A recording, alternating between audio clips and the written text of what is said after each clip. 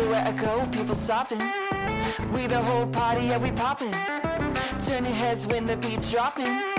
3, 2, 1, go on and lose your minds. Woo! Go on and lose it. Welcome back, everyone, to TBD Talks. Today, it's just the two of us. Myself, Travis, as you know, and my friend Ryan Grant. Pleasure to meet you all. So we want to do an interesting topic today. But first, I want to talk a little bit about you, who you are, what you do, things like that. A little bit here and there.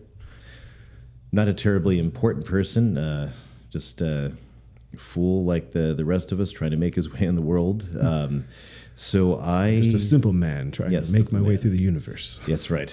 The translation into Latin of Socrates' words, sum civis mundi, I'm a citizen of the world, right? And of course, I don't mean that the way the left does per se, but ultimately, so I, how do I even, describe myself? I was born, just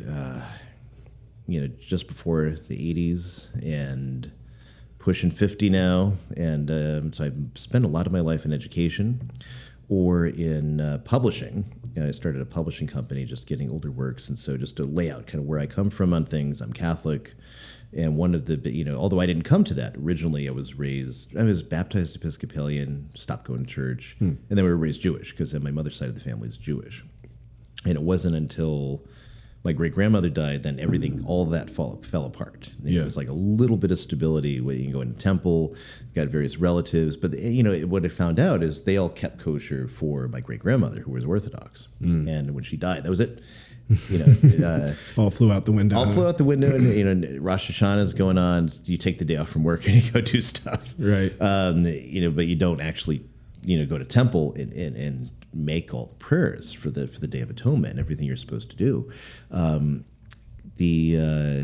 Hanukkah, you would still kind of do the aspects of that it gets hollowed out a lot like Christmas is for secular people. It became like that. Other things, kosher. It's funny. I remember one of my uncles. He didn't keep kosher. He made a play of it, but he's cooking bacon. Yeah. And then my great-grandmother came out, Harold, I smell bacon. I smell pork. And he goes, oh, Ma, it's turkey bacon. And she says, all right. And goes back in her room. Well, that's something interesting that happens, too, I feel like, for a lot of people is how much of, like, faith and tradition and what you're doing is to appease the matriarch or the patriarch of the family. And when does it start to become a personal conviction? When does it when does it become something that's personal to you? Right. Yeah. And they try to get it the young age, because how you're raised. I mean, there's the verse about it. Right. Yeah. Well, it's like you could look at it from, they're indoctrinating those kids into that religion and they're trying to make them, do that religion. Or you could look at it as in this fashion, at least from the standpoint of somebody in, this or that religion, that this is to them, I mean, it depends on what the religion is, but to them, I'll take Catholicism as an example. Or you take Judaism, like when you follow it orthodoxly. This is true, right? This is reality, and I need them to understand reality. Also, make them well-rounded, teach them other things, let them experience the world. But they have to understand this is true, and that's the most precious thing I can give to them. And that's the viewpoint that a strongly religious person has when training his children in religion. And there's kind of a modern attitude, which is, if you really go, you just let them choose.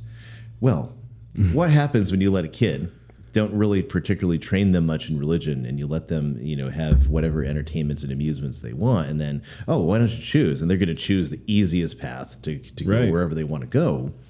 And it's not where you do want them to be. You want to raise them to be thoughtful, thinking, individuals that are trained to search for truth. Yeah. And then, be able to respect their decisions as adults, as hard as that might be. But you also don't want to leave them with nothing and just say, hey, just do what you want. And, because what's the point of your religious principles at that point? Yeah. For my daughter, because, I was raised non-denominational Christian, and I still have faith, but I don't really lean into I don't educate her very much about faith or religion and stuff like that, as much as, you know, possibly I should. That's kind of what it's going to be about right now, the topic. But I've always taught her a lot of the same responsibility, like, but I put it back on her to understand the choices that she makes, how she is affecting everyone around her, how to really review each day, like, how am I in this world with these other people? Right. And am I proud of the person that I am right now? Is there something that I'm doing that is not right in general? Which, you know, she's a pretty well-rounded individual, but I do think that there have been many times when having, you know, faith to fall back on would have been a little more convenient for her, you know. I pray with her here and there too, but she's being raised differently than the way I was, you know, which a lot of it was, you know, well, pray about it, or dive into the Bible about it, and stuff like that. I'm like, okay, well, how do you feel about it? Like, well, what do you think? And then how do you think that affects everyone around you? How do you, you know? So I guess it's kind of a secular view. You're giving her, you're giving her a good bit of natural law, right, essentially, and the golden rule. You know, and just think about how what you do affects all others. All the bread pieces are built in too. Yeah. Everything that I taught. You know, I guess I'm just taking away all the comfort. Yeah, maybe in some ways. And, well, religion's hard too. Yeah, you know, because sometimes either things just don't seem to be adding up in your life. It's like, well, why is God allowing this? Where is the purpose? And why did God allow this to happen? And then, but it might be 6 months down the road, might be 2 years down the road, and you're say, oh, I get it now. I see it, and now this is making sense. And I couldn't see it at the time. Right. And you know, and sometimes you have to do hard things, or you know, and you got to look at where, I mean, from a believer standpoint, you have to look at where God is, and just what religion and philosophy tell us about God at a monotheistic standpoint. That is, He's the sum of all perfections. That He's omnipotent. That if He is God in that monotheistic sense, that there's nothing greater or better than He is. Yeah. He's also all-knowing, right? And He's also, you know, all-powerful. And He has the power to step in and do X, Y, and Z. And He may. That's what a miracle is, honestly. It's something, it's not preternatural. It's supernatural. It's completely above and outside of nature. But then there's just kind of the regular things in our day-to-day life. And there's things that happen you just can't quite account for. That song that came on. Just at that moment, that song had very specific meaning for you at one time, and it moves you in the direction you need to go into. That. And that might be things in, you know, God's permissive will, where He's allowing, you know, X, Y, and Z to happen, or, you know, moves like small things to happen and move you in the direction you need to go in. Yeah. And then sometimes suffering, things that you don't understand why, and you can't really account for it, but then later on, it turns out better for you in the end. Right. And it develops your character to the point where you're well equipped to handle. And you might not have been able to handle that without that. You know, and it's unfortunate that there are evils, but man being the way he is, with you know, fallen human nature and the fact that we're not perfect, we have to suffer evils in the world. Yeah. And so, you know, the non-believer will look at religion as, I mean, you could look at it like Marx. It's just the opium of the masses. It gets them fueled up to do this or that thing. You can look at it as, well, it's like a comfort thing. You can look at like Jung or Freud, that this is like this psychological comfort that people have that helps them. But there's things that, you know, science can't explain. And you look at modern science, and when they get to human psyche and, you know, the human, they say things that are so absolutely daft for however smart they are and however much they know about physics or about any particular science they might be trained in, where I'm not. And, you know, heck, if I know anything about their discipline, what they do. But at the same time, you know, metaphysics is important. All modern science has completely abandoned metaphysics, you know, which is reality that undergirds what we see. And your metaphysical notions, especially about the person, the soul, you can't explain consciousness on an evolutionary framework. You can't explain consciousness on a naturalistic framework. You can't explain why human beings do what they do on a purely scientific framework. So there's something there. Yeah. And religion is really, and also higher philosophy, they're all trying to get to what that there is in terms of how conscious is working. Yeah. I mean, I've always thought of like religion or spirituality or as like, kind of what you're saying is the human explanation for the things that can't be explained that, you know, from the beginning of time has been coupled with a way of living and, you know, a lot of moral fortitude and an explanation for the history of everything, you know. I mean, it serves a lot of utility in my mind. And I'm not coming at it like an atheist or anything, but I like to analyze things and think about them of like, I remember being in worship, like at a young age in like youth group and like kind of looking around and I'm like, oh, yeah, I see why we do this, but I didn't feel like God was necessarily dancing up in heaven listening to us. Like he doesn't need this in my mind. It felt like it was more for us. Right. So it's a very, I guess, pessimistic viewpoint, the way that my mind's always worked at it. I'm just kind of like, how is this, like, what utility is this serving for the people that are doing this thing? Which obviously kept me from fully pressing it and enjoying it the way I was supposed to. Right. But for me, like, that was more relaxing to kind of understand the psychology behind it or ponder it, I guess, you know. It is that for some people. And I guess, you know, I'm not sure what particular tradition you're coming out of there. And it's but there's a truth that undergirds the religious activity, and that's what really makes it, for the true believer anyway, that's what makes it beneficial. It's what makes it, because if I just wanted to be happy and I wanted to have comfort, like C.S. Lewis said it this way, you know, Christianity isn't to make you happy. If I want to be happy, a bottle of port will do that. It's very well said. So I'll take it from C.S. because that's a straight pour. Yeah, a straight pour of Angel's Envy, exactly. So I would say actually, my joke for that is alcohol and tobacco don't solve my problems, but they make me feel better about them. No, yes, absolutely, absolutely. But yeah, I mean, Christianity too, it's one of the harder religions to live. Catholicism especially is one of the harder to live, but it's easy to die in. Because that's a really good way of putting it. And because you have so many, things that, that Christ himself consigned to the church and that the church has developed too, in union with that help you on your way, when you're dying. And so, and other Christian traditions have, still, where they've rejected various things from the Catholic Church, they still have, the scriptural truth. And if they lived a good life, they can still cling to that knowledge that, if I, God willing, I will not sin, anymore if I'm, into heaven. And the, that understanding, helps make death easier. Yeah. And there's something about the redemptive nature of suffering, and especially with suffering, horrific diseases, horrific illnesses.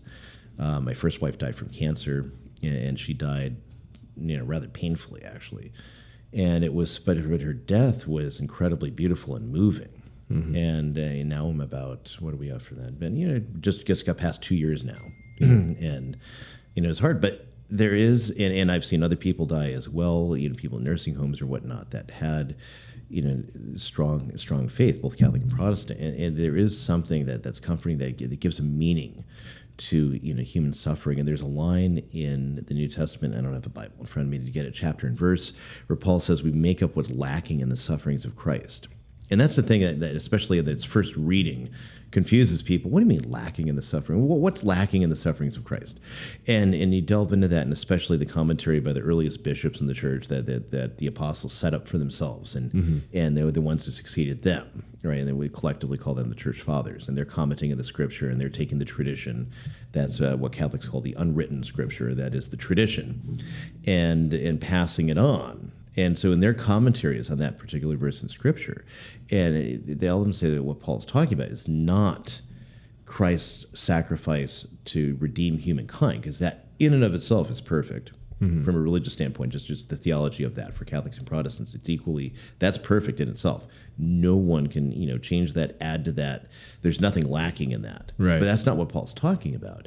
And the sense he's talking more ex parte nostri on our side.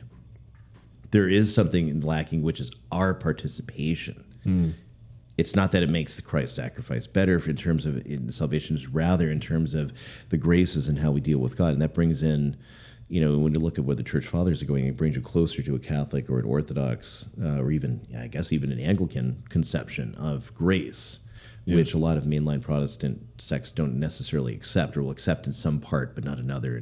And I'm not trying to get into to attack one side or the other, I'm just laying out the differences objectively. But that verse, that's how the Catholic tradition and the Orthodox tradition both understand that verse in terms of our participation in our own little way through His grace with His help in that one work. And that one work's perfect whether we're there or not. But our participation in it gives a value and a dignity to the human suffering. And it gets a certain level of grace and merit, supernatural merit. That's something that we can't merit on our own. It's not something that's our own work, but it's the participation in the work of Christ. Well, the fellowship, that religious standpoint, the humanistic fellowship's engagement with the belief, is the only thing that gives it life in the now. I didn't phrase it perfectly, but I think you know what I'm trying to say. It's like if you are part of a church that believes that and everyone just falls off, like it will fall apart if people aren't actively part of it or celebrating it or taking part of it. Otherwise, the dies that you have the soul of the apostolate, which is the active life of faith, and if you give that up, you're just a dead member. Even if you publicly witness, but inside you're dead. You're a dead member, right? You're still visibly, from what anyone on the outside can see, a member of the church, but on the inside you're not. And it's like the parables Christ gives in the New Testament about the wheat and the chaff, and the Latin, in the Latin translation of the Bible, zizania. You always love that line, that word, but it's it reminds me of lasagna. Yeah, zizania, it's which comes from a Greek word. Anything you see with a Z in Latin comes from Greek ultimately, but it's the sower goes out and sows seeds in the field, and then the wheat's rising up, and then all the zizania, this cockle, those weeds come up, and it's like, wait a minute, Lord, didn't you do sow good seed? And it says, well, an enemy has done this. So, and they say, well, should we cut it all out? He's like, no. You might cut out some of the wheat if you also cut out the bad. So let them rise together, and then they'll be separated during the harvest. And then the wheat will be gathered up in the barn, and the weeds, the cockle, that's going to be thrown into the fire, right? Okay. Be burned. Yeah, that's a good analogy.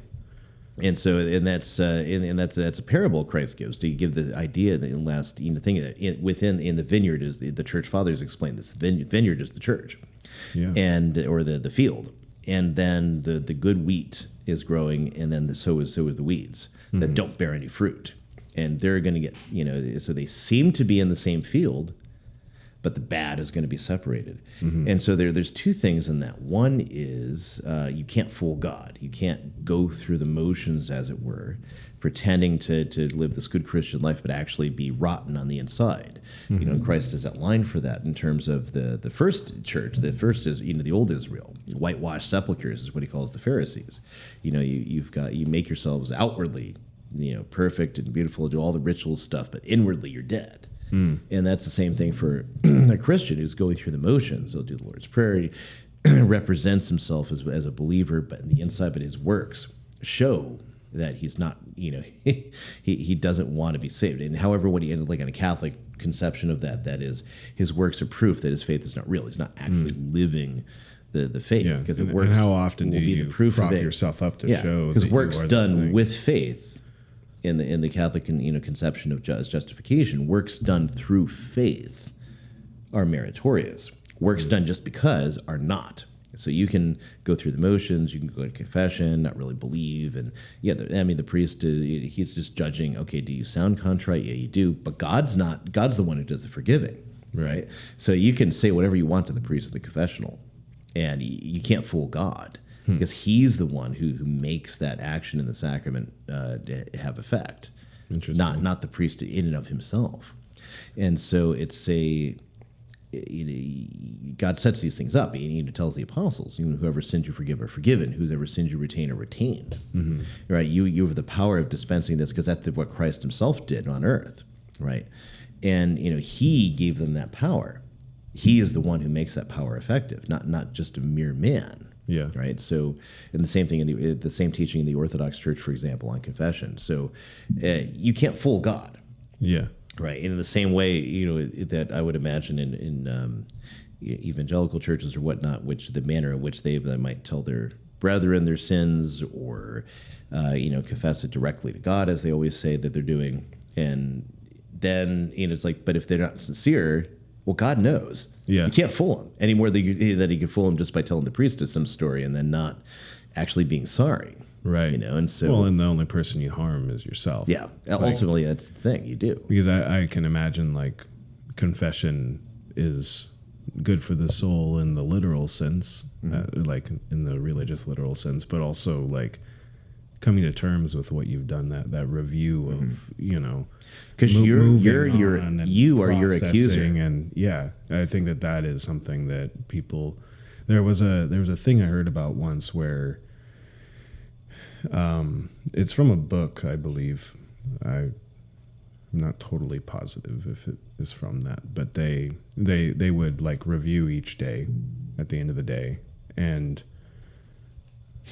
go in and prepare themselves for whatever troubles that they had gone through, whether it's a coworker that they always have an issue with, or like it's kind of like what I do with my daughter, but like they really, really like meditate or pray or go through it, and they try to identify things that they wish they had done better, but they actually intentionally like think it through how they would do it next time, and doing that every single day, like making yourself review it instead of latching onto the bottle and passing out or I mean, good Catholic practice is make an examination of conscience, right? Doing it frequently, looking at the 10 Commandments and the various things that are connected to them logically, and saying, okay, well, how have I offended against these? Well, it's like training as an athlete. Like, are you actively proud of what you're doing? Right. Like, do you want your life to get better? Yeah. You have to put effort in. There's something actually you can get into in terms of forensic psychology, in terms of addiction, right? Is that naturally we are addicted to things. Naturally. I believe that. Yeah, and I mean, just by the way that dopamine receptors work in the brain, that pleasure centers work in the brain, the way the brain will increase new ones to, hey, well, this isn't food and this isn't this, but hey, we need to do this. Activities. People think of addiction and they think of drugs or alcohol or something. Right. And in reality, if you are absolutely devoted as an athlete, it's an addiction.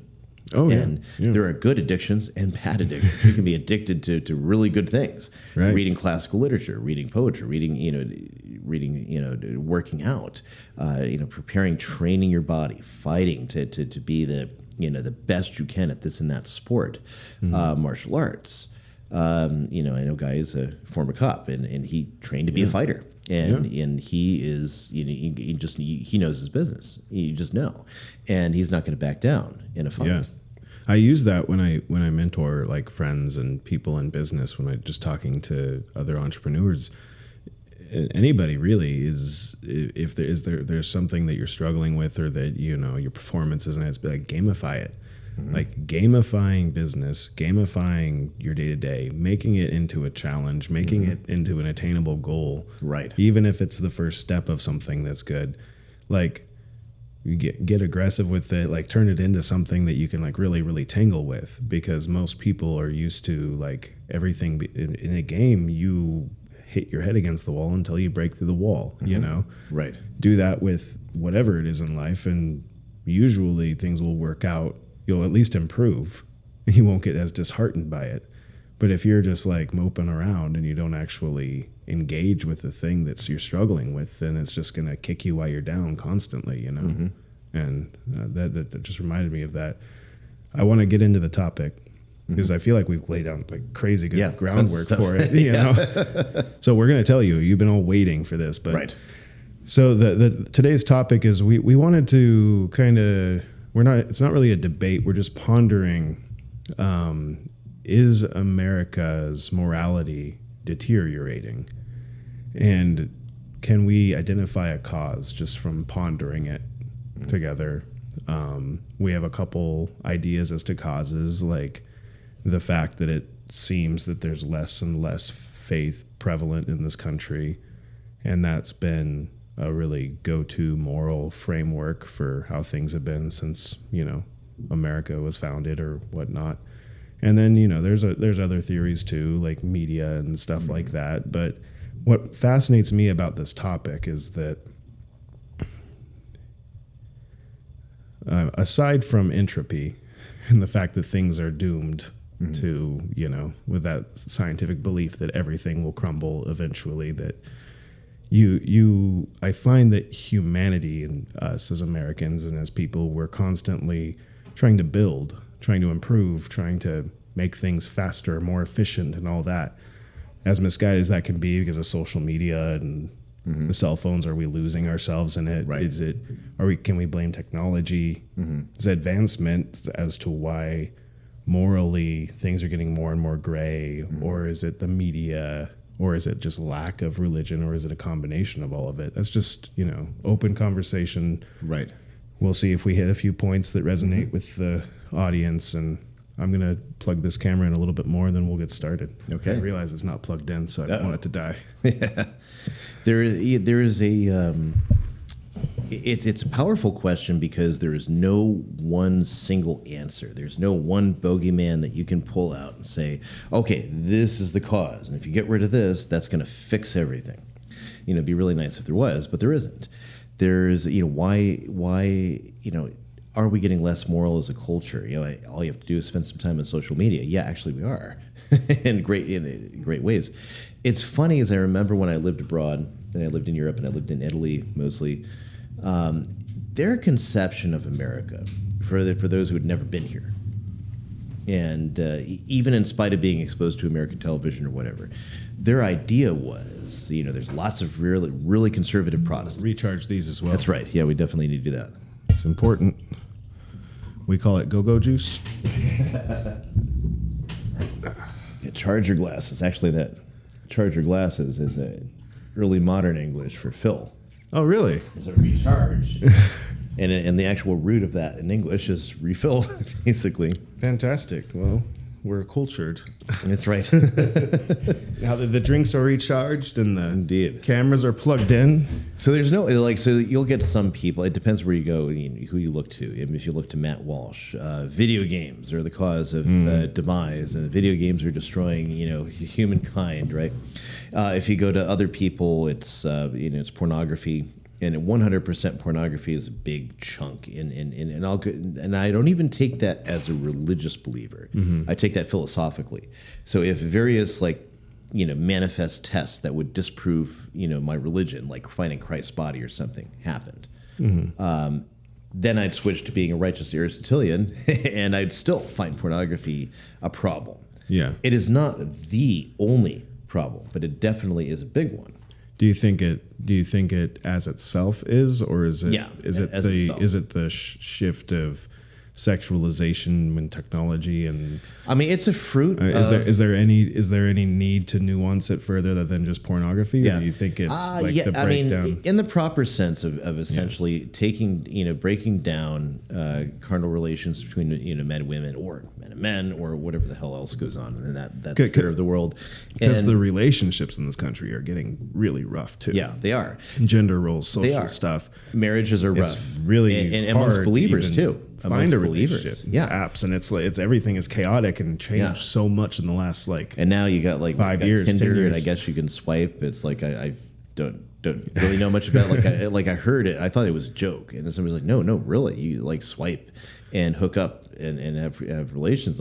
Holy crap, that exists. Yeah. And there's a little juvenile part of me is where was that when I was 18? And there's part of me far more mature, at 46, being right. well, thank God it wasn't around when I was 18. To take any challenge you ever had in life before the internet really took off, before we all had just supercomputers in our pockets. I mean, and there's an app for that, right? And I mean that's like a coined phrase. There's an app for that. But dating, when it used to be go to social gathering places and work up the courage to approach the person, now you just post a picture, your description, and you go on there and you swipe. Not interested, not interested, and eventually you cut through the numbers and maybe connect with somebody. Yeah, here's actually something we can take on that subject. So a couple of years ago, I gave a talk on Plato's Symposium, the philosopher Plato, with a T, by the way, as if you've never heard of him before. And I'm not saying that to be patronizing. I'm sure anyone who's in intellectual climates or been to college or has been exposed to who Plato is.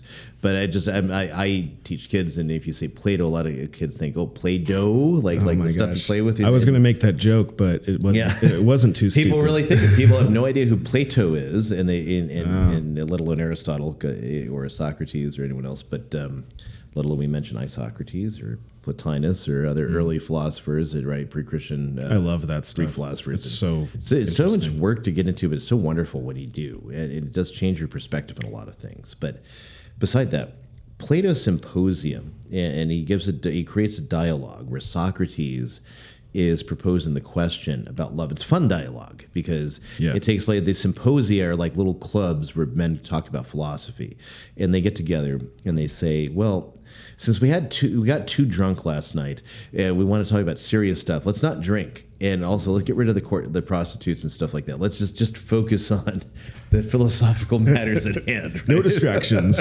No distractions. Get rid of the women, get rid of the drink, and so we can talk.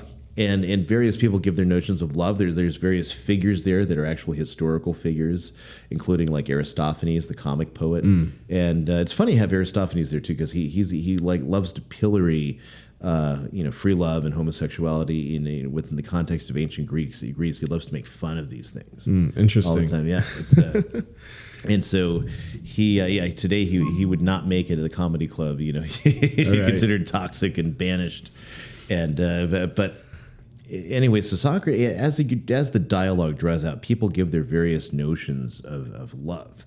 And ultimately, Socrates then will take it together and gives this metaphorical figure of Diotima, who has now taught him what true love is. And there's there's double entendres in there too, in terms of certain sexual aspects, but ultimately it's trying to lead you to the idea that's beyond the body, beyond purely, carnal desires or whatever, toward the reality that real love has sacrifice.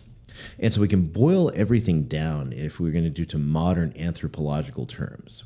Right, from taking all the conclusions from Symposium, and that would be that men have to compete for sex with women, and to do that, they have to be worthy in order for women to consent to want to have sex. Just, again, speaking outside my religious tradition, outside of just in an anthropological level. Yeah. For women to respect men enough to want to have relations with them and have kids with them, they have to accomplish something. They have to seem worthy of that attention.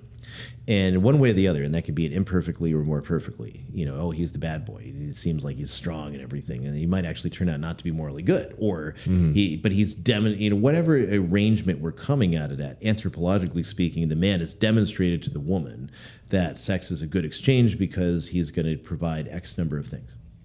So now we bring in pornography, or the next generation will be sex robots. You always see the articles bringing that in, and they're getting more realistic as they go around, and it'll be just like a real woman. And so, let's go to the extreme and then pull back to the situation we're actually dealing with. If the sex robot thing actually ever became a thing, I don't know that it will or it probably will, where you have an experience that's pretty much just like being with a real woman, and vice versa. If you're a woman, it'll look just like being with a real man. That would be the end of human civilization. It would. Men would no longer try to achieve. Women would have no need of men. And you would have, if you couldn't get enough children born in test tubes, and we have no idea how to regulate that because that's usually done by nature. And it would be utter and absolute disaster. It'd be the collapse of civilization. Because if men never felt the need to achieve something, then because it's the thing. If all you have, a sex robot, I don't need to do anything. I don't need to achieve anything. And in the act of achieving things culturally, and you advance technology, you get passions. Men have passions. Men have desires to do various types of things to achieve higher. And even and Freud, I think, is correct in this, even though I'm not a huge fan of Freud. But you got a couple things right. A couple things right is I don't think human beings are entirely driven by their libido the way he thought, but it is a part that is true. And even if you're not, actively employing that part of your, because you're a monk and you vowed celibacy and you've made a choice to remain celibate. That element of you is still there, right? And it's still, part of your psyche and part of who you are. You're just, you're separating yourself from the enjoyment of that because, I say enjoyment in terms of employment, use of it, not in terms of like, oh yeah, this is great, man, but in terms of the use of it, right? You're separating yourself from that for a higher purpose, that of your own will. And again, for a priest who's commanded celibacy in the Catholic tradition, he willingly embraces that, and that he can accomplish great things in wherever he's employing himself. And Freud argued there is a sexual energy. Now, for Freud, of course, that his idea is everyone is just governed by libido, and that's pushing everyone to do everything. And I think that's total nonsense. Yeah. But there's a part of it that's true. It's like in every lie and every falsehood, there is a kernel of truth. That's what makes it so popular, prevalent. Well, I think part of who we are. His kind of focus is like it's very animalistic, and I know that's kind of where you don't want to like fully, but at the same time, it does make sense. Like as far as even from a young age, the drive for companionship or the innate like built in of why we go gaga over the soft pretty ladies, right? It's built in. It's built in. It's so featured on the fact that is so just naturally there that men. Oh well, how do I get her to notice me? I mean, look at every it's hard every Disney Channel like coming to age, like I gotta figure out how to get the girl to notice me. I mean, but to your point, the drive based off of doing that, and then that's what inspires men to create great things. And like the explicit idea, it's not like an intellectual thing. Oh, I needed to do well at my job so I can have sex. That's not the way it's working. No, rather, I need to do things. And the desire to do it, there's a subconscious level where, because you want to be a better man, and that'll make you more attractive. Well, it's all part of it. It's all part of it. It's not the part, but it is a part, and it's a very big one. And then bringing it back from sex robots, like pornography is like the entry level to that. Where now you can have instant gratification. No need to actually improve yourself, your looks, your job, your value is just like the non-version. Utility satisfied. Boom, bam. I now no longer have that natural pursuit drive. And then people get addicted too because it's like it's extremely addictive. It's right there. Instant dopamine hit. Audiovisual. I mean, anything audiovisual is going to be addictive in its own way. I mean, that includes watching now combine a connection straight into your add in from your concupiscible appetites as Aristotle defines them. Your desires for food and drink, for sexual relations, you combine that with the audiovisual and how it's hitting all your senses. And man, you have a dopamine bomb that is on the level of methamphetamine. Right. Honestly. No, and it's hard, and then giving it up, is hard. It is really hard for people to give it up. And I mean, we're men. I'm speaking from experience. I wandered in that path myself and had to get out of it. And unfortunately, I was exposed to it when I was prepubescent. I didn't even know what it was that I was looking at. I found my dad's stash, and I was looking at it. I was like, well, and my dad, thankfully, got better later, and he burned all that crap, and he just said, nope, no more of this shit. Yeah. Unfortunately, probably about 10 years too late, but.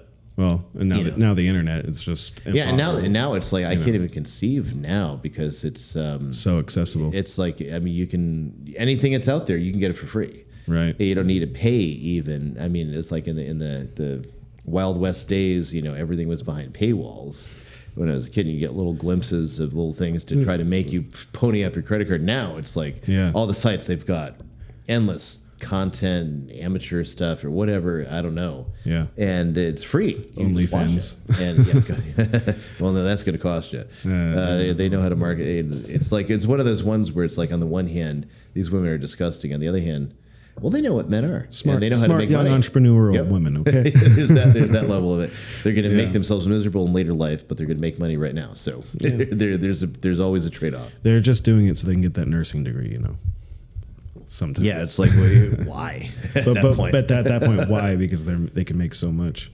It's like maybe you'll be more fulfilled as a nurse, sure, but you're going to be working endless hours. I mean, it kind of lumped in with the medical profession. Like, if you want to do good in the medical profession, you're going to be working your butt off. Oh, yeah. Constrained from doing things you know are right by bureaucratic policies, big pharma well, nonsense. look how unhealthy nurses can get because of how hard they have to work themselves. I lived that life for a little bit as a CNA, but man, super unhealthy, lack of sleep. But then, apart from that, it's like the whole medical community is a wash and groupthink. We saw this during COVID, right? Where you've got people who are seasoned doctors, not conspiracy theorists, not mommy goddess blogger, whatever. People who are seasoned doctors, have been physicians for 20, 30 years, coming out, do a little video, do a little something. Hey, wait, look, you don't need to be afraid. If you get COVID, it's okay because you're building your biome, right? You're not, unless you're elderly and in these risk factors, if you're a normal, healthy person, you're okay. Yeah. And then now, of course, this is what is being said openly. Whoops, sorry, hit the mic and screwed up. You're just having so much fun over there, aren't you?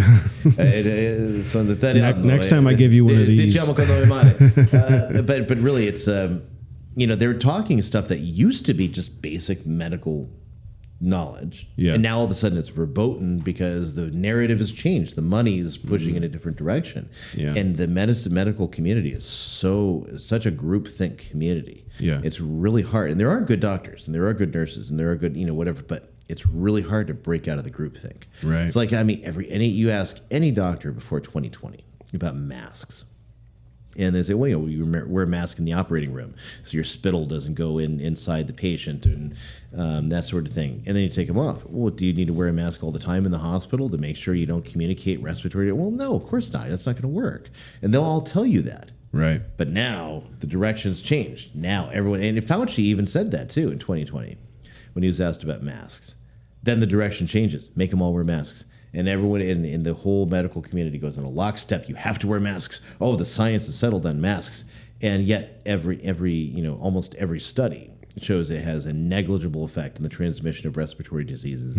There's only certain diseases, if you have a very specific, properly fitted mask, like tuberculosis, really, really virulent forms of tuberculosis, you can't see that patient unless you have an N95 that is properly fitted and it's got to be witnessed, and then you go in. And they have all these procedures. Wearing a little cloth or bandana over your face ain't stopping nothing, buddy. Sorry.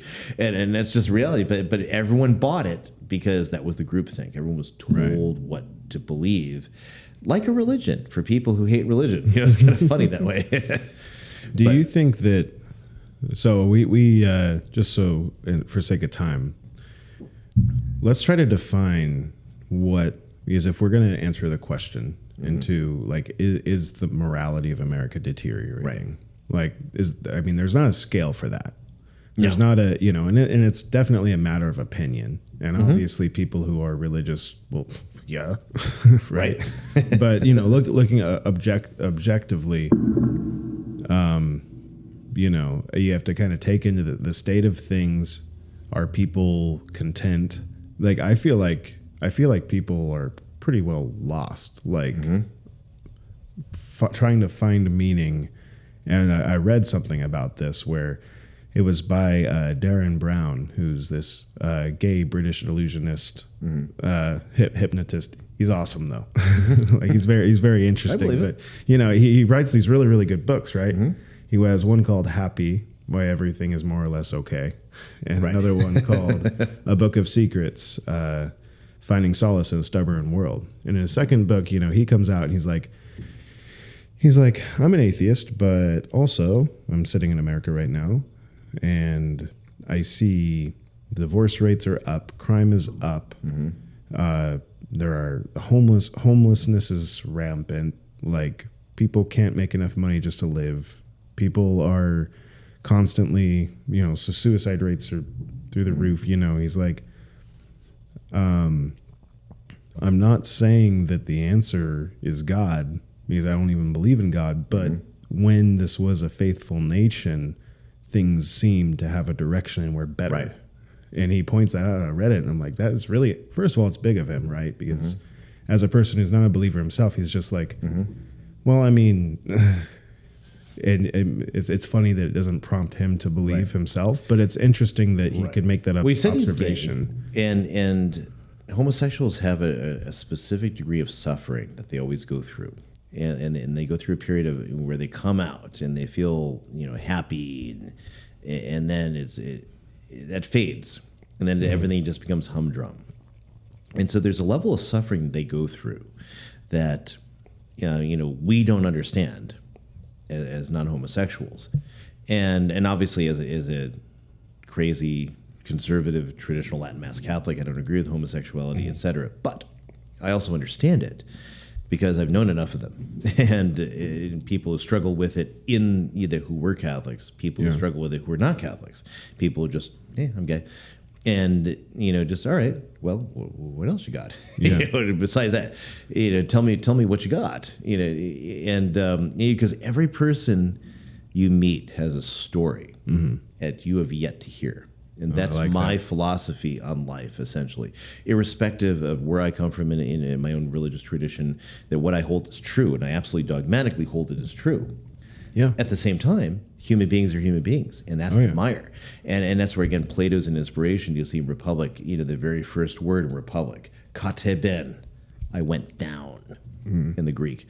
And of course, that lines up with Plato's seventh letter, and this is something generally more familiar in the zeitgeist, that people are more familiar with Plato's idea that the true philosopher is in the mire of the human existence, where you're in a cave, and there's a fire going, and then there's people who are the shadow masters. Whoops, I'm sorry, I hit the microphone again.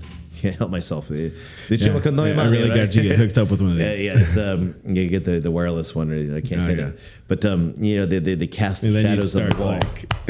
And there's people that see the shadows on the wall and they think they're reality, but they're not reality. And the philosopher, his chains are broken by an exterior force, and he's drawn out, and he comes into the light, and he sees truth. He sees what's real, but then he's pulled back into the cave. He's got to go back down to bring people back to the light. That's kind of the idea. Yeah. And Plato, and it's a really strange. There's even Christian echoes in it, except that it's 300 years before Christ. And that's why early church bishops, Clement of Alexandria comes to mind, and a few others, they really truly thought that Plato must have studied with the wisdom fathers in Israel, because so many of his ideas are so close to Christianity in the Old Testament. Yeah. And yet, St. Augustine actually does the work, and he does, Augustine of Hippo, which is a city in North Africa, and in the 4th century, and he does this work, and he gets the dates, and the dates don't actually work out, that he couldn't have possibly done that. Yeah.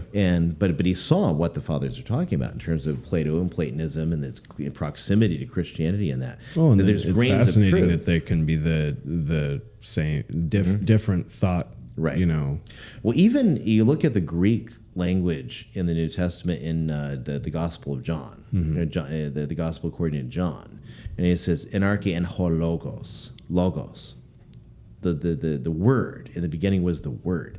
This word logos is a very specific choice that John is making, and that it goes back to ancient philosophy, and it goes back. Plato uses it, Plotinus uses it, other ancient philosophers use it, pre and post Christian, before and after John. It's part of the lexicon of Hellenistic philosophy.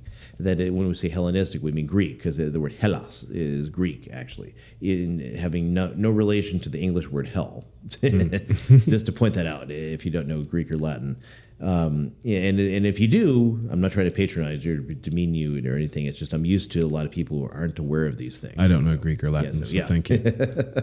So Hellenistic is the term for Greek-infused culture. And you get Hellenistic Judaism in the 1st century before Christ. Right. Jews that have adopted a lot of Greek philosophy and Greek ideas and whatnot. Right. Yeah. And so it's a really powerful world, the ancient world, in terms of its thought process and how they approach different issues, ideas. Well, I just love that too, how they, very different locations, different times, but they land on the same. They grapple with a lot of problems. Similar things. Ancient Greece, ancient Rome, they deal with a lot of problems. That's why the classical tradition is so important. Reading Greek and Latin. My Greek's kind of weak. My Latin's a lot better. And, reading stuff in the tradition, that these is what ancient people dealt with. That's what they saw. Moral issues. Reading Aristotle. It's like when my Greek was a lot better, I read Aristotle in the Ethics, and I still pretty much remember most of it in the Greek, even where my Greek's kind of slacking because I mostly work in Latin. in a lot of translation of Latin for text and whatnot. But it's really powerful. The ancient tradition, they dealt morally, philosophically, scientifically with a lot of issues that we grapple with today. Yeah, and it's no less valuable or relevant today. I love that ancient philosophy. I mean, it's so fascinating. Even this ancient science is still incredibly useful. You look at Heisenberg. When he was in the trenches in World War I, his dad, he went through philosophy and stuff. He's like, why do I got to study this? His dad said, you got to learn the classics. Yeah. His dad made him learn the classics. So he had to learn Latin and Greek. So he's reading Plato while he's in the trenches in World War I to take his mind off the miserable suffering he's going through during the war. Yeah. And he all his postulates and his principles that are still relevant in physics today, he gets them because he realizes Plato, everything is about atoms in the early 20th century. And he reads Plato rejected the atomists and argued in coordinated geometry and other things. And that just inspires Heisenberg to look beyond idea that all of existence is just the sum of these parts. We got to move forward. We got to move in a different direction. And he's inspired by Plato to do that ultimately. That's so and cool. Yeah, there's other examples of that as well. Well, to your point, what you were saying about going into the cave and pulling people out, like I've had a very similar philosophy my whole life that no matter who it is, how much I disagree with them, if I find someone that I completely don't agree with, I'm actually more interested to talk to them. Right. Because I want to know why they think what they think. Like, exactly. How they came to that conclusion. And, and I've been on both sides of it, like politically, religiously, whatever. Yeah. Because I tend to be a person who I'll just go down the middle, with most things. I find it more interesting to talk to people from all the different walks. Right. Because it's like they think it. Like they adamantly believe it. They're all in. How, like what led them to this conclusion? And is there something that I'm not getting here? Or how do I, like, where is the redeeming side of this? And we've all listened to people. It's like, how? How? And people listen to me when I was pedantic and ridiculous and who knows what.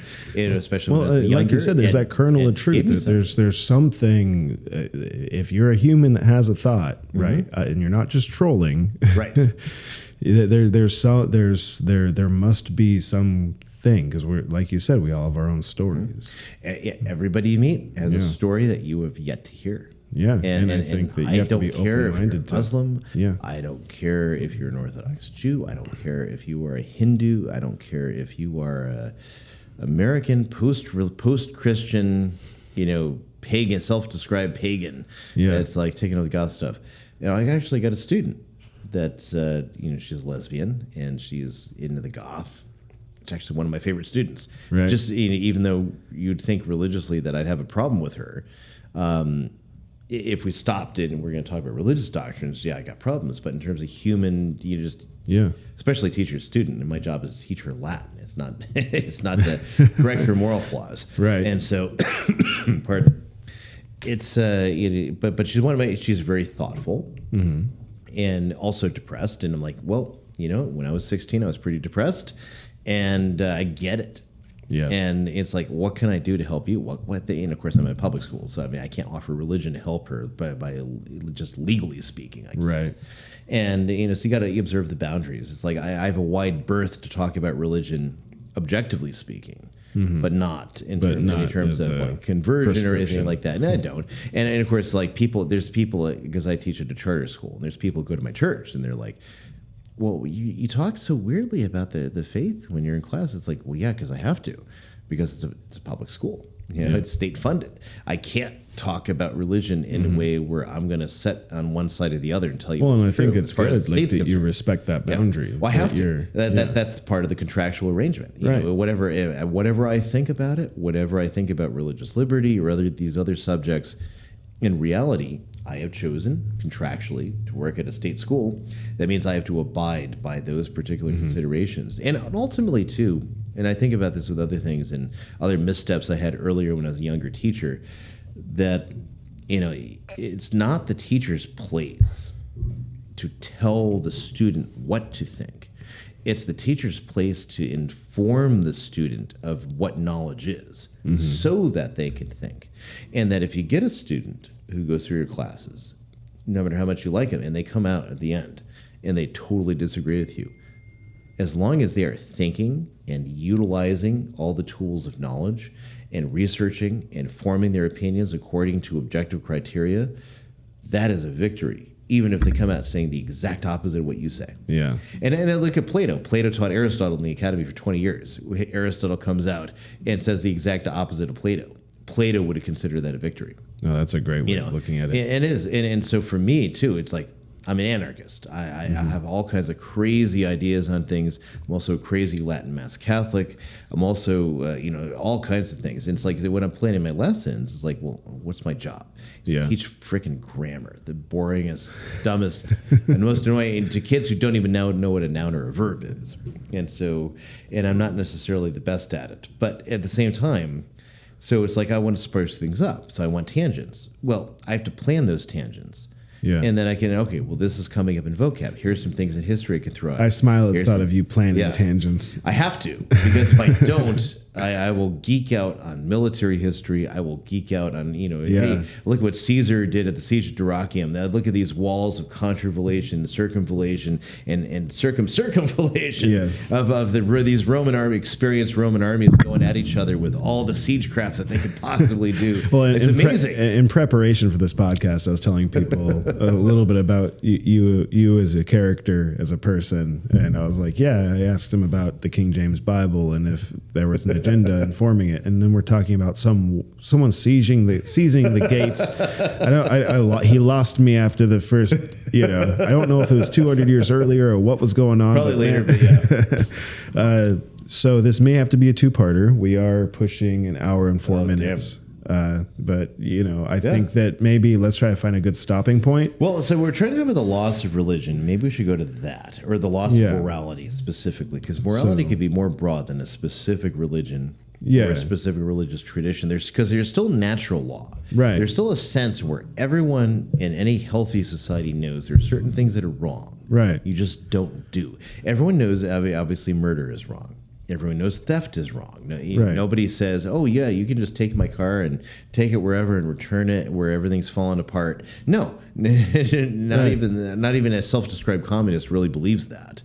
Right? There's a sense of natural law where we understand there's morality. There is a thing that's objectively speaking. Do you think that that's being lost today, or do you think? I think it's starting to be lost because of how absurd everything has gotten in education, and like even natural law, even the idea that, hey, I can take this thing of yours and use it. There's this one page on Twitter you can follow, Delusional Takes, and you'll see these It's actually X now. Oh yeah, I know the artist formerly known as Twitter, if you will. I refuse to call it X. I hate the whole thing. It's like it's as far as I'm concerned, it's still Twitter. Okay. Right? Okay. But it's the artist formerly known as Twitter, if we will. There's this one account, Delusional Takes, and he'll post screenshots for people that are just totally nuts, off their rocker. And so I'll find, sometimes I'll go, like, it's always screenshots. So I'll go find the actual tweets, and I'll see, like, how many people are responding in one way or the other. And it's insane to me. You'll see something that's like a basic proposition that everyone should agree with. Yeah, you can't just take somebody's thing and use it to your own effect, whatever it happens to be. And then you'll find a lot of people. Now, granted, I mean, Twitter, that's not a scientific poll that doesn't show us. But the fact that you get hundreds and hundreds of people liking, thousands of people liking a tweet that says, or a next post, whatever, that says, hey, it's totally okay if I use your thing. And you can't kill someone because they take your property. And that's like, totally wrong. It's like, well, we're entirely neutering the idea of self-defense. We're entirely neutering the idea that there is private property. Yeah. Where is all this coming from? And it was like public schools. And so, like, I teach a charter school that's trying to run a very conservative curriculum, traditional curriculum. I did a stint in public schools, and then I did stint in Catholic schools, and then to get extra money, I did a short stint in public schools again as a substitute after Obama was elected. And so then I'm looking at Obamacare, and of course, and then even then the discourse, oh, you've got health care now. It's like, no, I don't. There's a law that says I'm going to be fined if I don't buy health care. Right. I am not provided with health care. Oh, it'll give you this, this, and this. And I'm just like, if your state expanded Medicare, oh, your state didn't expand Medicare. That's why you're not getting anything. It's like, all right, well, suppose my state did expand Medicare.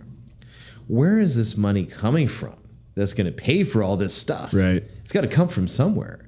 And Did they're you like, hear no, how- it doesn't. The people are totally in la la land. So then I get into the public schools again after being out of it for a long time. And I'm substitute teaching. So I'm just like, all right. I mean, everyone knows substitute teacher. You can come in here. Okay, come on, guys. Right. We know how it goes. You guys just do what your teacher wants. Don't cause mischief. And I don't care if you guys talk and do whatever, as long as we just keep it on the level. And they're like, okay. And they kept it on the level, and I did whatever I was going to do. They did their stuff. And they kept it on, quiet and reasonably quiet. They talked, they did stuff. Kids went over their desk, but they got their stuff done for the teacher. I'm like, okay, cool, no big deal. And I'm looking through these binders that are, on merging public school records with health records to meet Obamacare standards, to meet the Affordable Health Act standards, is what it said officially. Yeah. And I'm looking at it, I'm like, holy crap. So it's like Obamacare is a whole nother level besides basically saying that legally every American has to buy insurance or else you're going to get fined. And I go through it, it's like, this is merging, because these are records. This is info. Info, data is the new gold. You see that with Google, you see that with all these things. Data is the gold, more so than oil. Well, when we help people sell companies, we ask them to put together all their marketing data, Right. and then we help them quote Well, you it. need that in order to do things. And to Google, it's a business thing, right? It's like they want your data so they And can for the sell you more record, products. that's tobacco snuff, everyone. Yes. Yeah, it's don't brown. don't lose your mind. It's brown. It's not white. This is tobacco. With Like Scarlet Pimpernel. with public schools, though, do you think that you think that may be a contributing factor to like the kind of loss of like morality with? I don't think inherently, but I think the course that they've gone. Do you think it's the a teachers or contributor. the teachers or the kids? Because I'm wondering. Like, It's a both and. I'm going to say a Yeah. both and. There are teachers in public schools who really believe in education. They really believe in educating kids. And Yeah. they just cannot make headway. And then there are teachers that are like, well, they get beaten down. Right. I'm just here for my check. I'm just going to do whatever. right. And there are teachers that are like activists for trans whatever, gay whatever. Well, actually, not so much gay anymore. Actually, it's really who are the first victims in the whole transification of kids is gay people. Really. Oh, you can't really be gay. You really think you're a woman. And it's something that gay people that I know, that a combination of people who are religiously minded that notice they are gay and they're trying to get over it, people who are not religiously minded that are gay and they're just like, it is what it is. And they all notice that the modern system is against gay people. Interesting. If you're really trans, they want you to go trans. If you're gay, they don't want you to just be gay. They want you to be trans. Like like you've hit another level in a video game or something like that. Now you've got more diversity or something like that. But it's something that gay people have noticed, that you're not allowed to be gay anymore in public schools, because that really means you should be trans. Right. And that's what's being pushed. And the whole trans thing is a really complicated thing of media manipulation, pushing a like 0.01% tile of the country and trying to make it normal and introduce gender dysphoria into children in order to create more people who will want to go trans. And then you have a whole group of people that are entirely ignored, people for whom it didn't work, people for whom are now suffering, people for whom now all these problems. And they've detransitioned. And that's a dirty word. You can't talk about that. Right. And now, obviously, as a religious believer, I've got my view on trans issues. I do not want to shit on trans people or hate on them or attack them. You know, obviously my views that I don't agree with them, they're going to view that as an attack, obviously. Right. But I don't want to, because these are people who are suffering. I'm not going to sit here and take crap on trans people and say, oh yeah, they're evil, wicked, horrible evil. It's like, no, that's they're suffering. You're suffering. They're suffering before they transition, and they're suffering after. And they're suffering after. I mean, and there's endless testimonies, people that after they thought it would heal everything, it didn't. And they said, what do I do about this? Oh, take this. And then they realized they were a cash cow for the pharmaceutical industry. Like, there's a saying, no matter where you go, there you are, right? There you are. I love that saying. I feel like your perspective, at least in this part of the conversation, is more the agenda. Right. There's a wider agenda. It's not the people, because the people are suffering under it. Right. They're not. They're the victims. They're not the causes. And that's where I'm curious too, because let's hit on the loss of religion. Or sorry, go ahead. Well, say that, and then I'll come back. For me, I have two different theories on the morality thing. Is either it's moral entropy and the changing of our technology and society so abruptly that it is just it's just crazy. Like humanity has to catch up to the technology that we're inventing that changes like every month now with AI. Right. And but there's also the school of thought that it's being controlled by an agenda, not even by the people executing it, but by the people. Like I don't believe many people, except for like murderers and like actual people doing bad to people. I don't really think that different political voters are bad people. Right. I think there are people pulling strings at the top. There are people drawing lines in the sand. There are people trying to divide us. And no matter so wherever you live or your life experience will push you to one side or the other. But I'm wondering though, because as we approach morality and saying that we feel like people are less moral than they used to be, is it entropy combined with technology, or is this a planned thing? And what would be the ends to the means of something like that? Like, why would they want our morality to go down the toilet? Well, I can. And we also have the last question first. We also have the opportunity to like pitch this up to be a part 2, right? Because we're at an hour and 15 minutes. I know you might have to go. So let me put it this way: we'll take the end first.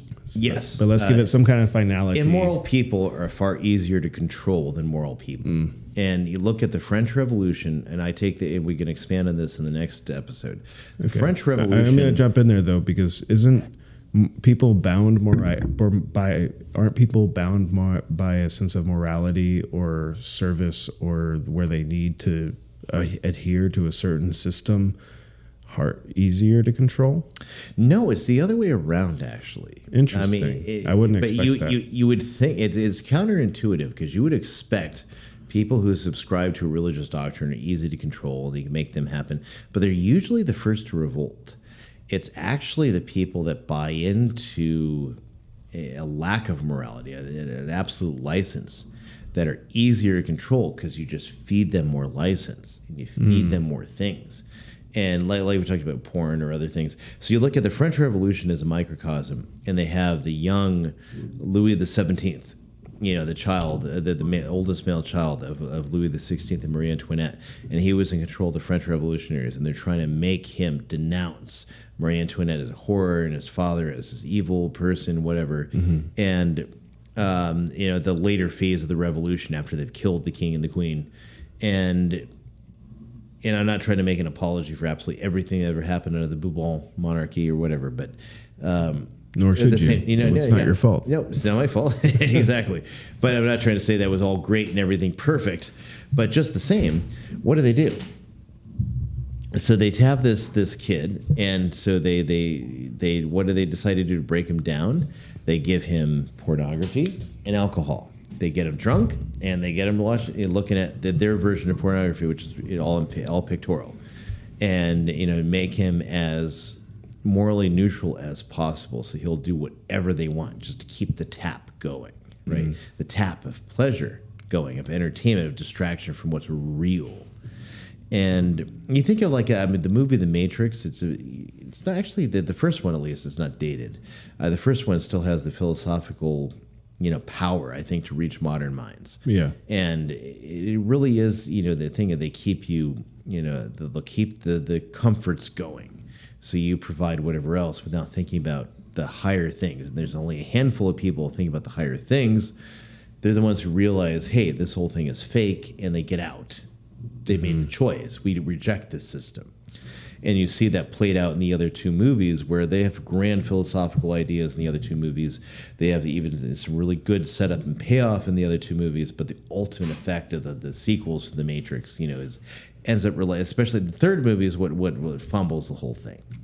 They end up relying too much on CGI and too much on action set pieces and spend so much time on that. You're losing what really needs to be drawn out more.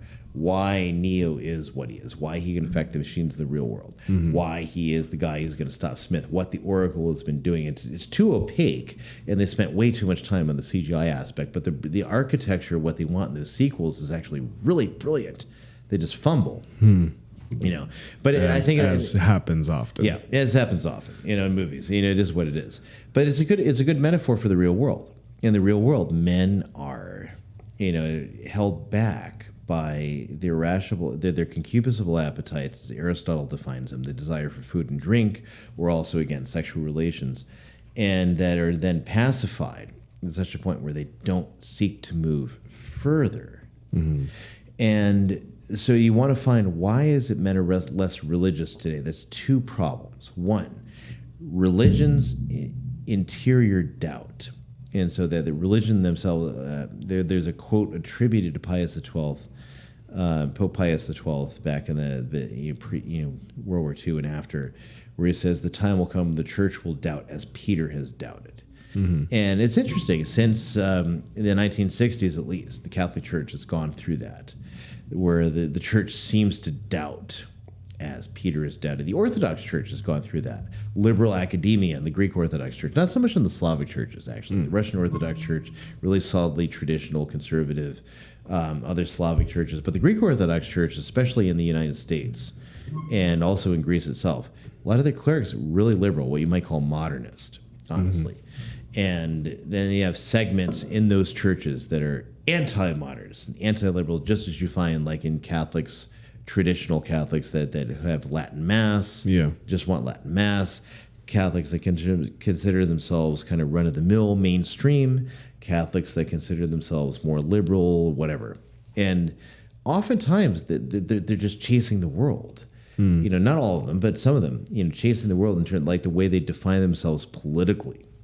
Right. And they're not looking at, like you look at Catholic tradition, there's a wide berth for what's allowable in the church.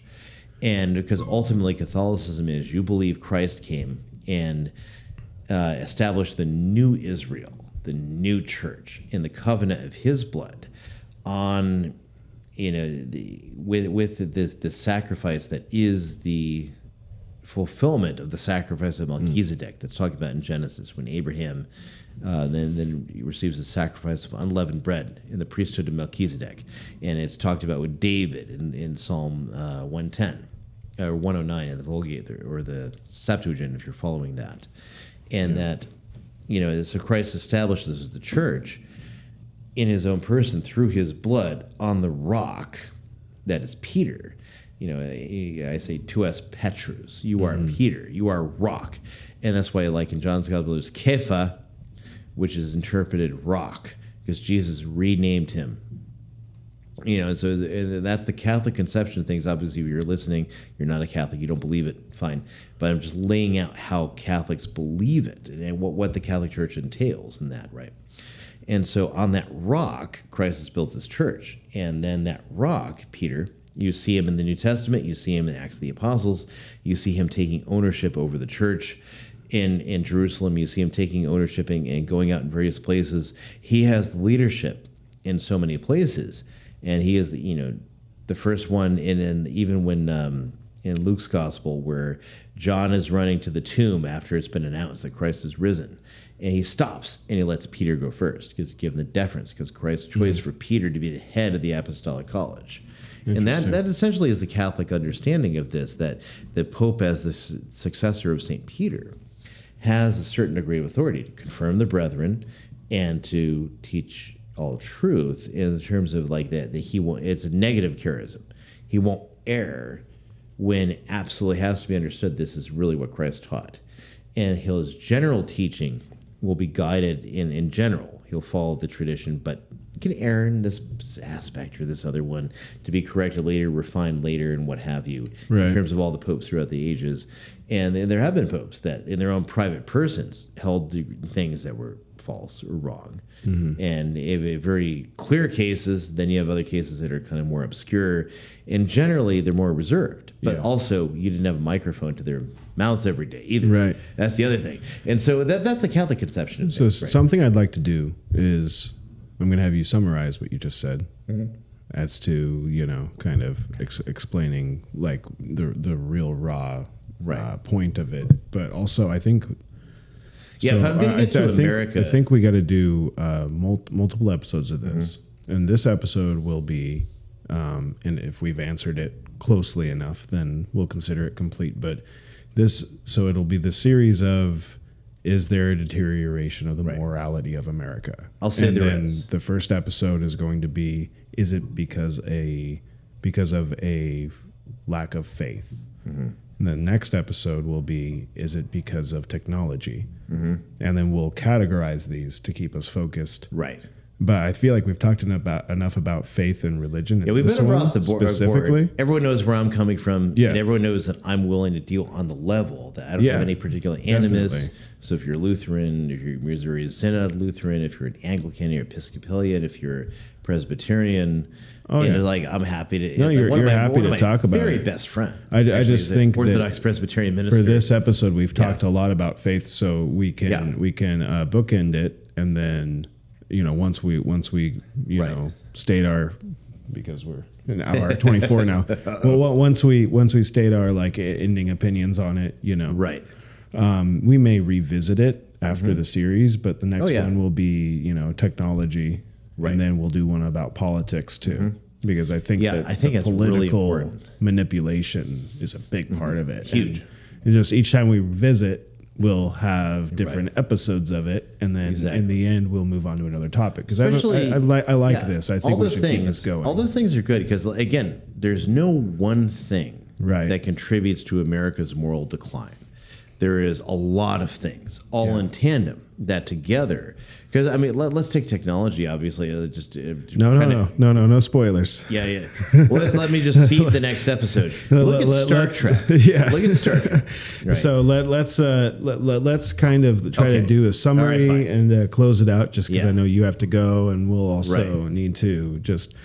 So we'll restate the thing. Right. Do we feel like morally America is deteriorating? And is it because of the lack of faith? Is it because less people believe? Because I feel like that's a statistic that's up there now. That less people are believing, even just broad religion itself. A lot of people are just starting to lose their faith and lean on trying to figure it out themselves. Others are coming in. Yeah. And so there's a both and. I think ultimately there's a combination. The church is doubting like Peter doubted, and at the same time, you have competition for a solid worldview of how reality works. And you see in the Middle Ages, in the time 12th and 13th century, where you have a doubt in Christianity. In the University of Paris, intellectuals that are now rediscovering Aristotle. And they're finding this is like this almost self-contained system of ethics and morals and metaphysics and so many things. Do we need Christianity? And they have the commentaries of the Arabs, like Avicenna, Abubakir Lassina, Avicenna, who seems to both abjure Islam and Christianity in favor of Aristotelianism. And he is celebrated by these people called the Latin Averroists that reject Christianity altogether and decide to be, the kind of righteous Aristotelians. And because this is like a self-contained system that seems to rival Christianity rather than be something you could make a part of Christianity. And that's one of the challenges that Albert the Great, St. Bonaventure, St. Thomas Aquinas all go through in terms of reconciling Aristotle with the faith. And it's a huge challenge. Modern day, it's usually reconciling our creature comforts, reconciling what technology has given us with a faith that requires us to suffer a little bit, and just like according to the human condition, to suffer a little bit. And it's hard. So, I mean, we can go through so many things.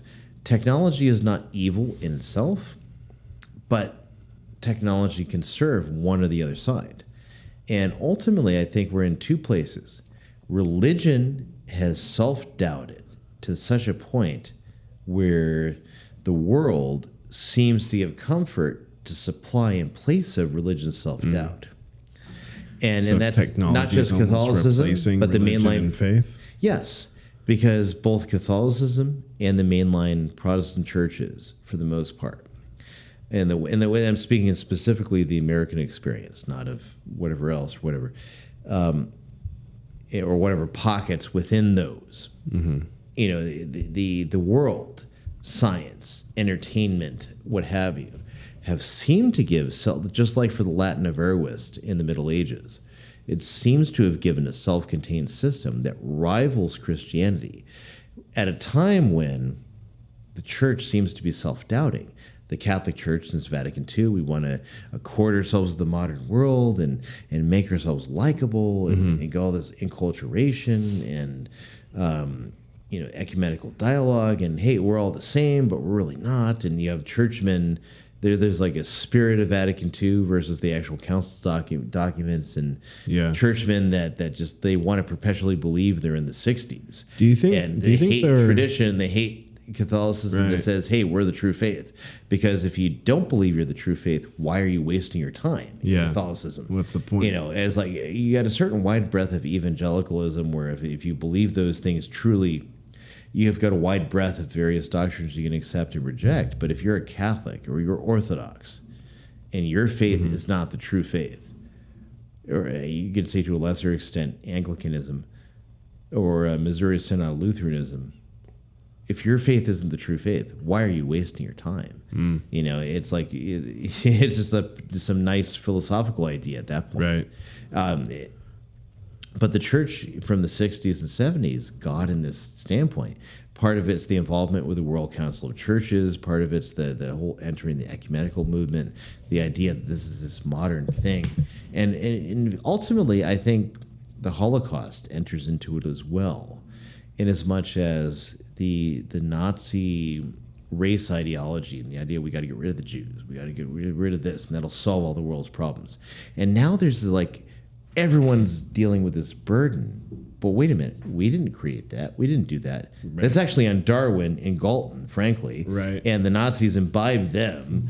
And like you look at Rudolf Hess, and the people Third who Reich is applied biology. People who contributed to his even thought process to think that that's even a thing. But they're still celebrated. They're still wonderful. But then the church is evil because Pius XII didn't do enough to save the Jews, supposedly, even though he like packed his summer residence with the Jews. He packed Castel Gandolfo with Jews. Pius XII did everything possible to hide Jews from the Nazis. Coming at it from a Catholic perspective, are there less believers now than there have been before? That's an interesting question. Have you heard anything? It's like you get in numbers, and people like to trumpet numbers, but numbers don't necessarily mean anything without a relation, and that's the problem with math. Math can say whatever you want it to say. I remember there's actually, you remember this cartoon in the newspaper, BC, the cavemen, they write different stuff. So one of the guys says, I'll prove to you that the earth goes around the sun. And he's writing all this algebra on this stone. And then the other guy says, what's that? Math. So you can't argue against it. But the problem is, of course, the math has to have relation to reality in order to have validity. Because math is just a language like anything else. Well, maybe next episode we'll see if we can find some. I'm just curious because it's not only a calculation of are there less believers than there used to be, right? But how much has the population grown as well? Yeah, there's a both. Because in reality, it should go up. Yeah. But if it's gone down, then we can try to Yeah. give some correlation to Right. the way morality is. And then there's specific ways in which believers have gone down in one way, gone up in another way. Yeah. So you or they've switched to some Latin America, for non-denominational example. Christianity. You have a lot of people who were Catholic that switched to being evangelical, or Assembly of God, or Right. what have you. And they may their still be missionaries moral are very people, and active. you know, And just- it's not to pillory them. It's not to Right. stop from some high popery on my end to say, yeah, this is all evil and whatnot.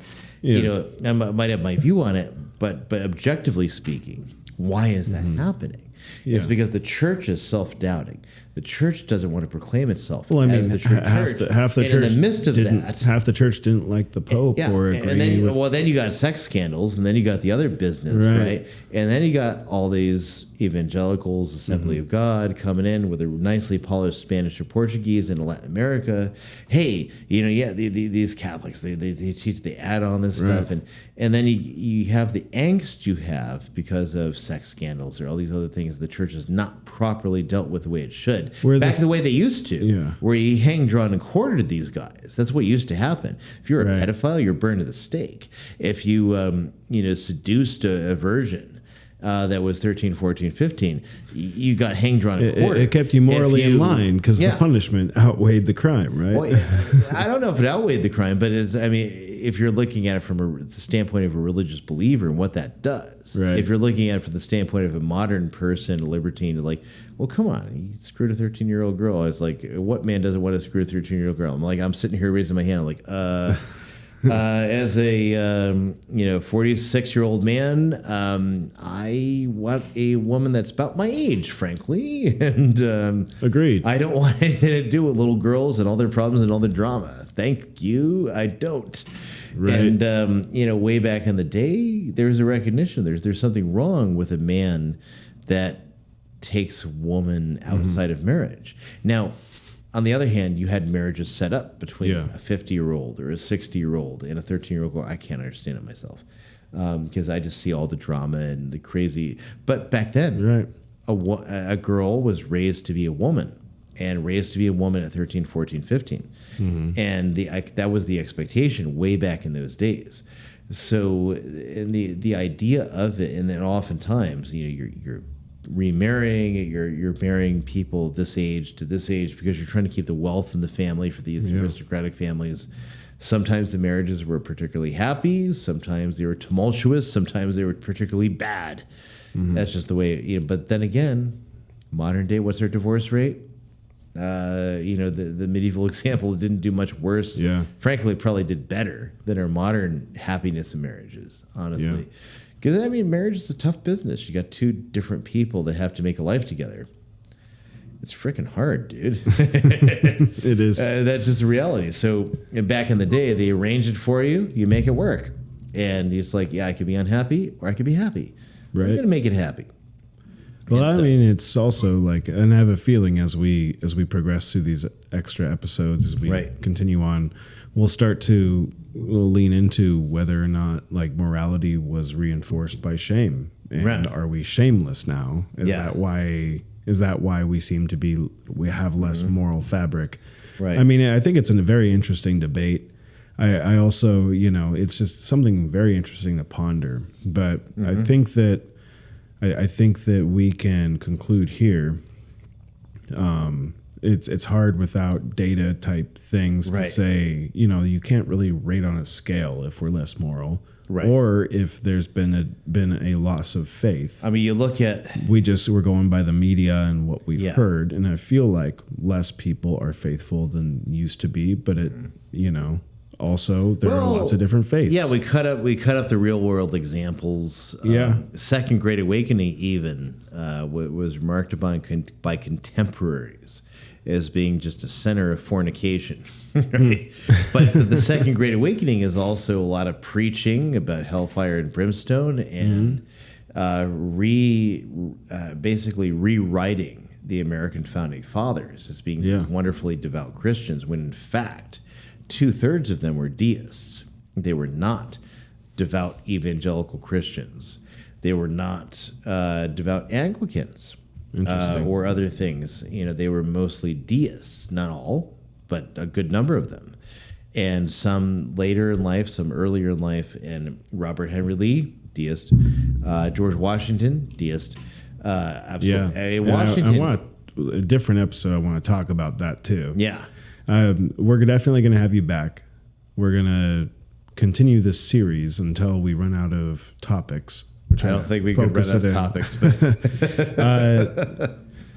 Please comment if you enjoyed this. This was a very interesting episode. You know, just trying to just play with the concept of that. Yeah. And I really appreciate your time, Ryan. And I think we're going to conclude. Are there any shout outs you want to give or anything like that? I know you don't really run your own company or anything. Usually you like, follow me on here and do all this. But yeah, I'm not a grifter in that way, but I'm also not. I have a Twitter account at Chester Belloc 3. If you see me, I don't do a whole lot on the platform for you just have to Twitter. be able to speak Latin to X with you. Yeah, I do. I mean, I don't exclusively do Latin. I probably should. Honestly, You should. It's all in code only a tenth of the world to understand. Right. Although there's 25,000 people who speak Latin in the world. Oh, see? Although most of them in Europe and a lot of it, and of course a lot of them too are like classified as such because like Sardinian Italian is the closest to Latin as there is to any Romance language, and honestly, and I've heard Sardinian speak, sounds like Latin to me, frankly, later 4th, 5th century Latin, and no problem understanding them, talking their language, ordering food. But in Switzerland, the Romanche Valley, I just had to adjust because their Romanche is a language that is medieval Latin.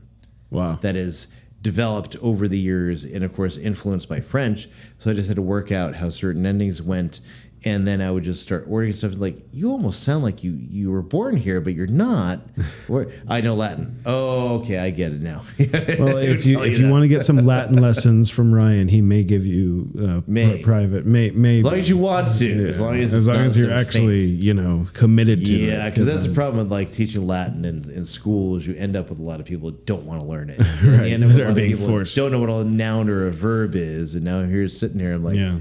Amo, amare, amawi, amatum. None of this stuff means anything to you. Damn it! What do I do now?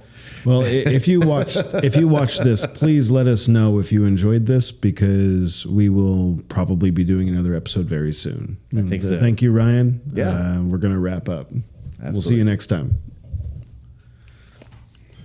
Yeah, it's good, man. 3, 2, 1, go on and lose your minds. Woo!